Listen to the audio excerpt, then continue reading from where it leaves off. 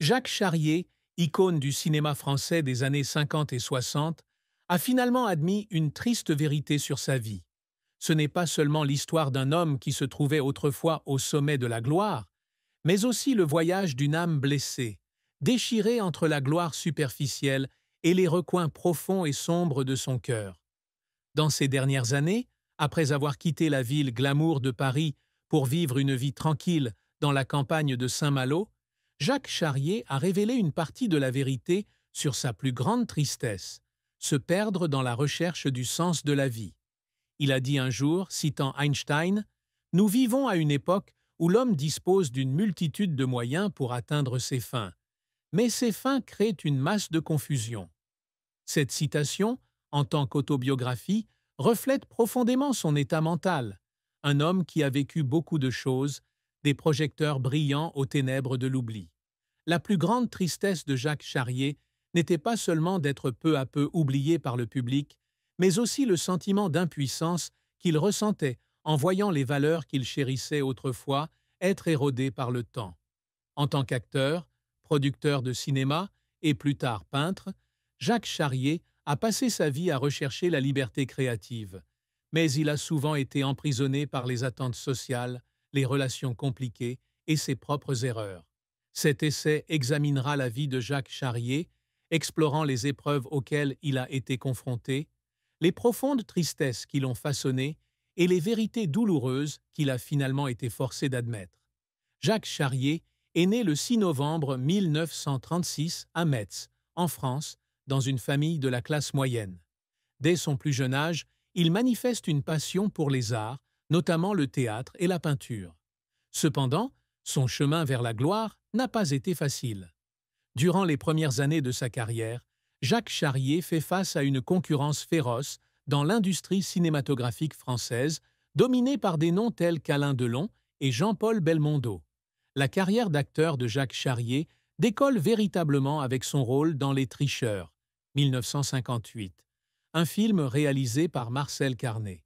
Ce film est considéré comme un classique du cinéma français, dépeignant de manière réaliste la vie de la jeune génération après la guerre, avec ses conflits intérieurs, sa rébellion et sa dégradation morale. Le rôle de Jacques Charrier dans Les Tricheurs lui a non seulement apporté une reconnaissance critique, mais a également fait de lui une icône de la jeunesse de l'époque. Avec sa belle apparence, ses yeux profonds et ses talents d'acteur naturel, il fut rapidement recherché par de nombreux réalisateurs célèbres. Mais l'aura des Cheaters fut aussi le début d'une pression constante dans sa vie. Jacques Charrier confiait un jour que, malgré ses premiers succès, il avait toujours eu le sentiment de ne pas vraiment appartenir au monde glamour du cinéma. Il aspirait à être reconnu comme un véritable artiste, et pas seulement comme un joli visage sur grand écran. C'est là que commence la première tristesse de sa carrière. Le conflit entre l'image que le public attendait de lui et sa véritable personnalité. L'un des événements qui a façonné la carrière et la vie de Jacques Charrier a été son mariage avec Brigitte Bardot, l'icône de beauté du cinéma français. Les deux se sont rencontrés sur le tournage du film Babette s'en va en guerre, 1959, et sont rapidement tombés dans une histoire d'amour orageuse. Leur mariage, qui dura de 1959 à 1962, fut non seulement le centre de l'attention publique, mais aussi la source de nombreuses tragédies dans la vie de Jacques Charrier. Brigitte Bardot, avec sa réputation illustre et son charme irrésistible, a involontairement jeté Jacques Charrier dans une immense ombre. La presse de l'époque le comparait constamment à sa femme, le qualifiant de homme à Bardot plutôt que d'acteur indépendant. La pression de la célébrité de sa femme, ainsi que la surveillance constante des médias, ont fait sombrer Jacques Charrier dans un état de stress et de dépression. Il a un jour admis que, durant ces années, il avait eu l'impression d'être avalé par l'aura de Brigitte Bardot. Ce mariage apporta également une autre profonde tristesse, la naissance et la relation compliquée avec son fils Nicolas. Jacques Charrier a sacrifié de nombreuses opportunités de carrière, notamment en refusant le rôle dans Plein Soleil, qui est ensuite revenu à Alain Delon pour être avec sa famille. Cependant, son mariage avec Bardot s'est rapidement effondrée et la garde de leur fils Nicolas a été confiée à Bardot. Perdre l'opportunité d'être proche de son fils et de prendre soin de lui fut l'une des plus grandes souffrances de la vie de Jacques Charrier. Il a dit un jour « J'ai tout abandonné pour garder ma famille, mais au final, j'ai perdu ma famille et moi-même. » Après son divorce avec Brigitte Bardot, Jacques Charrier décide de s'éloigner des feux de la rampe et de se lancer dans la production cinématographique. Il voulait prouver qu'il n'était pas seulement un acteur, mais aussi un artiste visionnaire. Durant les années 1960 et 1070, il réalise plusieurs films marquants, comme Églantine, 1972, avec Valentine Tessier, L'Oiseau rare avec Barbara, et surtout Il pleut sur Santiago, 1975, un film sur le coup d'État du général Pinochet au Chili. Cependant, le chemin de Jacques Charrier vers la production cinématographique n'a pas été de tout repos. L'industrie cinématographique de l'époque était très compétitive et ses films n'obtenaient souvent pas le succès commercial escompté.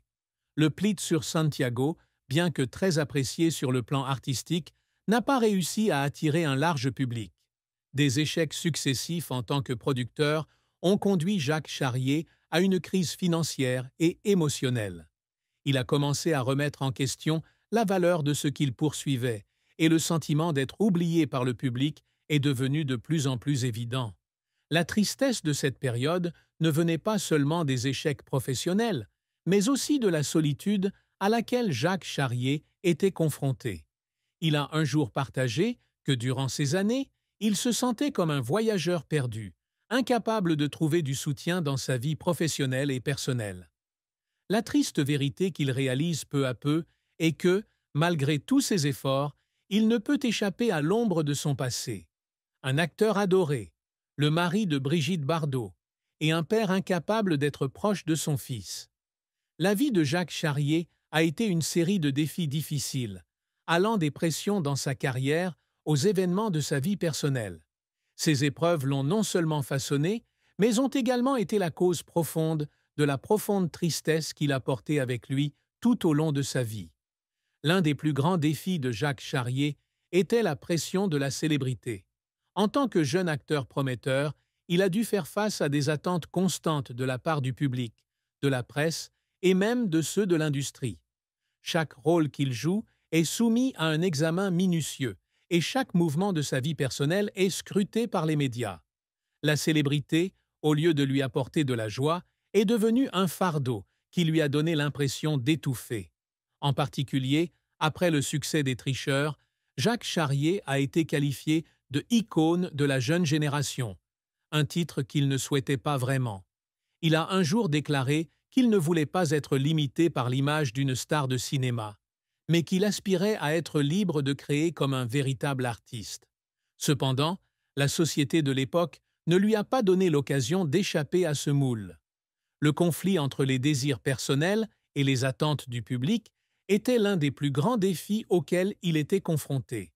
Le mariage avec Brigitte Bardot n'était pas seulement un événement personnel, mais aussi un grand défi dans la vie de Jacques Charrier. En tant que l'une des plus grandes stars du cinéma français, Brigitte Bardot a apporté avec elle un monde plein de glamour, mais aussi plein de scandales. Jacques Charrier, bien que talentueux et ambitieux, fut souvent éclipsé par la renommée de sa femme. La presse le comparait constamment à Bardot, et les critiques selon lesquelles il n'était pas assez bien, pour elle, lui causaient de profondes blessures au cœur. De plus, leur vie de couple était constamment sous le regard des médias. Chaque geste et chaque mot de Jacques Charrier et de Brigitte Bardot ont été analysés et commentés. La pression exercée par cette attention excessive a de plus en plus tendu leur relation, conduisant à des conflits irréconciliables. Lorsque son mariage s'est effondré, Jacques Charrier a non seulement perdu l'épouse qu'il aimait, mais aussi la chance de fonder une famille heureuse, ce à quoi il avait toujours aspiré. L'une des épreuves les plus douloureuses de la vie de Jacques Charrier fut la perte de sa relation avec son fils Nicolas. Après le divorce, la garde de Nicolas fut confiée à Brigitte Bardot, et Jacques Charrier n'eut quasiment aucune occasion d'être proche de son fils. Il a un jour confié que ne pas pouvoir voir son fils grandir était une douleur inconsolable. Chaque fois qu'il pensait à Nicolas, il ressentait un immense vide dans son cœur, comme si une partie de lui avait été enlevée à jamais. Les tentatives de Jacques Charrier pour maintenir une relation avec Nicolas se heurtent souvent à des obstacles, allant de la désapprobation de Brigitte Bardot aux distances géographiques et émotionnelles. Bien que plus tard, lorsque Nicolas a grandi, père et fils ont eu l'occasion de se retrouver, les années de séparation ont laissé des cicatrices indélébiles. La tristesse suscitée par Nicolas fut l'une des plus profondes de la vie de Jacques Charrier, et il évitait souvent d'évoquer le sujet dans le